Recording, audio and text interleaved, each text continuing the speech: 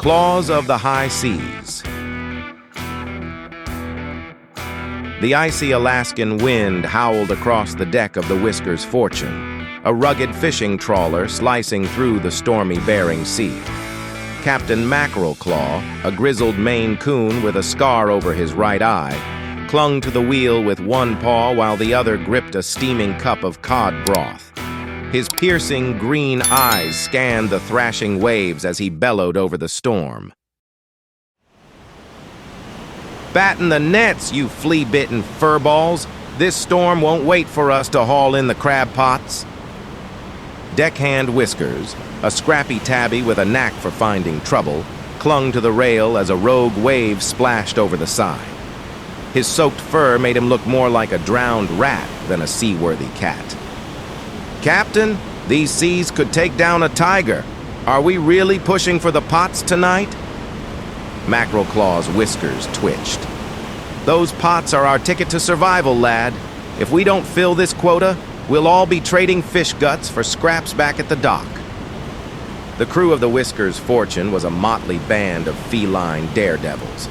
There was Pouncer, the ship's engineer and a stoic Siamese who could fix any machine with a flick of his tail, and Marlin, the ginger calico lookout who had a knack for spotting trouble before it hit. Together, they were a ragtag group, but they were the best crabbers in all of Alaskan waters. As the storm intensified, rain lashed their fur and waves tossed the ship like a toy. One by one, the cats hauled the heavy crab pots from the deep, their claws working like hooks to secure the catch. The pots were heavy, filled with writhing crabs, their claws clicking menacingly. "One more pot to go!"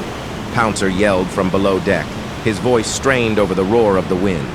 "Make it quick!" Captain Mackerelclaw growled. "This storm's a snarling beast, and we're on borrowed time!" Whiskers volunteered for the last haul, his small frame vanishing into the rain-soaked chaos. He secured the pot, but was nearly swept overboard by a massive wave. Just as his claws began to lose their grip, Marlin leapt from her perch and snagged him by the scruff, hauling him back aboard.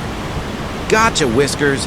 You owe me a barrel of tuna for that one," she joked, though her eyes betrayed her fear. The crew wrestled the last pot aboard and secured it just as lightning cracked the sky, illuminating the ferocious sea. With a triumphant yowl, Mackerelclaw spun the wheel, steering the Whisker's Fortune toward calmer waters. As dawn broke, the storm relented, and the battered ship limped back toward the harbor. Exhausted but victorious, the crew gathered in the galley, their fur still damp, but their spirits high. "To the bravest crew of whiskered warriors," Mackerelclaw declared, raising his mug of cod broth. They all raised their mugs in unison, their tails swishing with pride.